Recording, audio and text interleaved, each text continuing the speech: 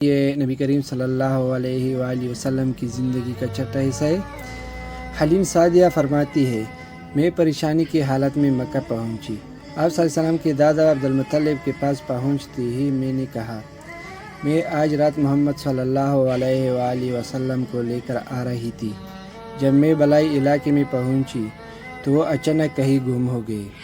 اب خدا کی قسم میں انہیں نہیں جانتا ہوں، وہ کہاں ہے؟ عبدالمطلب یہ سن کر فوراً کعبہ کے پاس کھڑے ہو گئے۔ انہوں نے آپ صلی اللہ علیہ وسلم کے مل جانے کے لیے دعا کی، پھر آپ صلی اللہ علیہ وسلم کی تلاش میں روانہ ہوئے۔ ان کے ساتھ وارقہ بن نوفل بھی تھے۔ عرض یہ دونوں تلاش کرتے کرتے تہامہ کی وادی میں پہنچے۔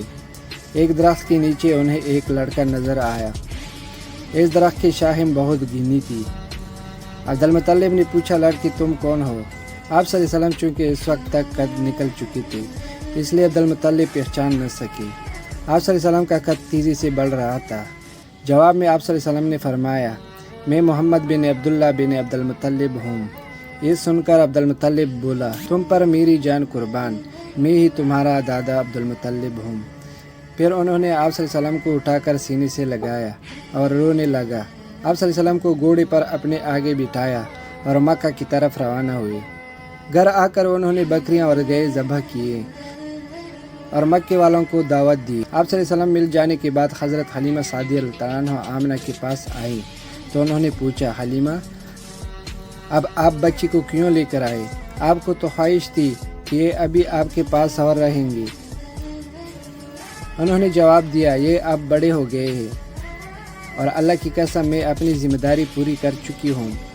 میں خوف محسوس کرتی ہوں کہیں انہیں کوئی حادثہ نہ پیش آ جائے، لہٰذا انہیں آپ کے سپرد کرتی ہوں۔ حضرت آمنہ کو یہ جواب سن کر حیرت ہوئی، بولے، مجھے سچ سچ بتاؤ ماجرا کیا ہے؟ تب انہوں نے سارا حال کہہ سنایا۔ حلیمہ سعدیہ رضی اللہ عنہا دراصل کئی عجیب و غریب واقعات دیکھے تھے۔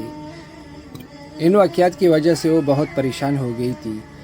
پھر سینہ مبارک چاک کیے جانے والا واقعہ پیش آیا تو وہ آپ صلی اللہ علیہ وسلم کو فوری طور پر واپس کرنے پر مجبور ہوئی۔ وہ چند واقعات حضرت حلیمہ رضی اللہ عنہا اس طرح بیان کرتی ہے۔ ایک مرتبہ یہودیوں کی ایک جماعت میرے پاس سے گزری۔ یہ لوگ آسمانی کتاب تورات کو ماننے کا دعویٰ کرتے تھے۔ میں نے ان سے کہا، کیا آپ لوگ میرے اس بیٹے کے بارے میں کچھ بتا سکتے ہیں؟ ساتھ ہی میں نے حضور اکرم صلی اللہ علیہ وآلہ وسلم کی پیدائش کے بارے میں انہیں تفصیلات سنائی۔ یہودی تفصیلات سن کر آپس میں کہنے لگے، اس بچے کو قتل کر دینا چاہیے۔ یہ کہہ کر انہوں نے پوچھا، کیا یہ بچہ یتیم ہے؟ میں نے ان کی بات سن لی تھی کہ وہ ان کی قتل کا ارادہ کر رہے ہیں، سو میں نے جلدی سے اپنے شوہر کی طرف اشارہ کرتے ہوئے کہا، نہیں، یہ ہے اس کا باپ۔ تب انہوں نے کہا، اگر یہ بچہ یتیم ہوتا تو ہم ضرور اسے قتل کر دیتے۔ یہ بات انہوں نے اس لیے کہی کہ انہوں نے پرانی کتابوں میں پڑھ رکھا تھا کہ ایک آخری نبی آنے والا ہے، ان کا دین سارا عالم میں پھیل جائے گا، ہر طرف ان کا بول بالا ہوگا، ان کی پیدائش اور بچپن کی یہ علامات ہوں گے اور یہ کہ وہ یتیم ہوں گے۔ اب چونکہ ان سے حضرت سعدیہ رضی اللہ عنہ نے یہ کہہ دیا کہ یہ بچہ یتیم نہیں ہے تو انہوں نے خیال کر لیا کہ یہ وہ بچہ نہیں ہے۔ اسی طرح انہوں نے بچے کو قتل کرنے کا ارادہ ترک کر دیا۔ اس طرح ان کے ساتھ یہ واقعہ پیش آیا کہ ایک مرتبہ آپ صلی اللہ علیہ وسلم کو عکاظ کے میلے میں لے آئے۔ جاہلیت کے دور میں یہاں بہت مشہور میلہ لگتا تھا۔ یہ میلہ طوائف اور نخلا کے درمیان میں لگتا تھا۔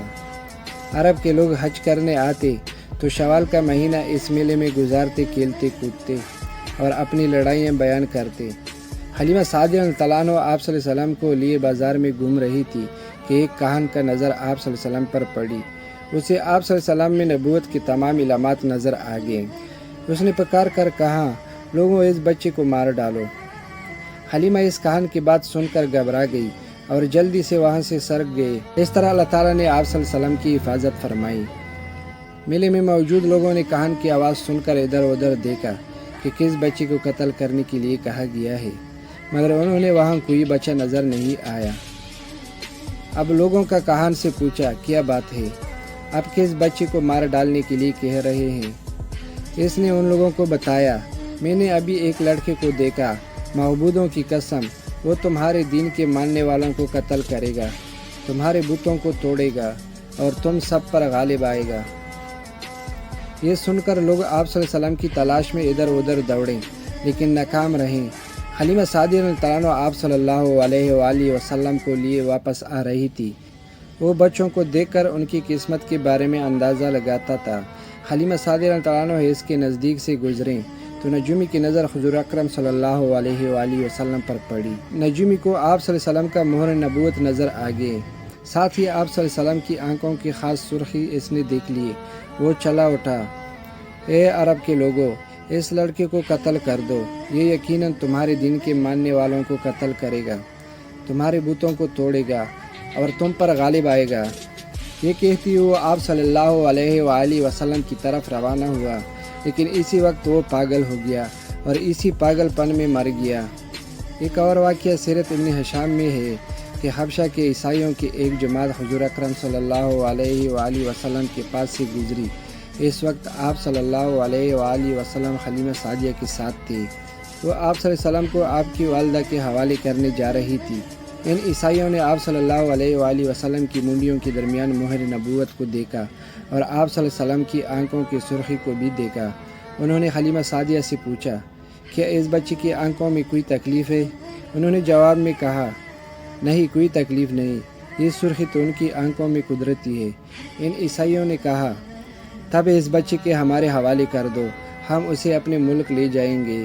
یہ بچہ پیغمبر اور بڑی شان والا ہے، ہم اس کے بارے میں سب کچھ جانتے ہیں۔ حلیمہ سعدیہ رضی اللہ عنہ یہ سنتی ہی وہاں سے جلدی سے دور چلی گئی، یہاں تک کہ آپ صلی اللہ علیہ وآلہ وسلم آپ صلی اللہ علیہ وسلم کے والدہ کے پاس پہنچا دیا۔ ان واقعات میں جو سب سے اہم واقعہ ہے وہ سینہ مبارک چاک کرنے والا تھا۔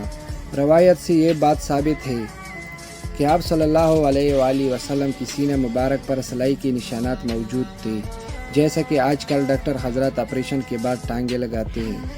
ٹانگیں کھول دیے جانے کے بعد بھی سلائی کا نشانات موجود رہتے ہیں۔ اس واقعے کے بعد حلیمہ سعدیہ رضی اللہ عنہ اور ان کے خاوند نے فیصلہ کیا کہ اب بچے کو اپنے پاس نہیں رکھنا چاہیے۔ جب حضرت حلیمہ سعدیہ رضی اللہ عنہ آپ صلی اللہ علیہ وسلم کو حضرت آمنہ کے حوالے کیا، اس وقت آپ صلی اللہ علیہ وآلہ وسلم کی عمر 9 سال تھی۔ ایک روایت یہ ملتی ہے کہ اس وقت آپ صلی اللہ علیہ وسلم کی عمر شریف 5 سال تھی۔ تیسری روایت کے مطابق آپ صلی اللہ علیہ وآلہ وسلم کی عمر مبارک 6 سال ہو چکی تھی۔ جب حلیمہ سعدیہ رضی اللہ عنہ آپ صلی اللہ علیہ وآلہ وسلم کو حضرت آمنہ کے حوالے کیا تو اس کے کچھ دنوں بعد حضرت آمنہ انتقال کر گئی۔ والدہ کا سایہ بھی سر سے اٹھ گیا۔ حضرت آمنہ رضی اللہ عنہ کی وفات مکہ اور مدینہ کے درمیان ابواء کے مقام پر ہوئی۔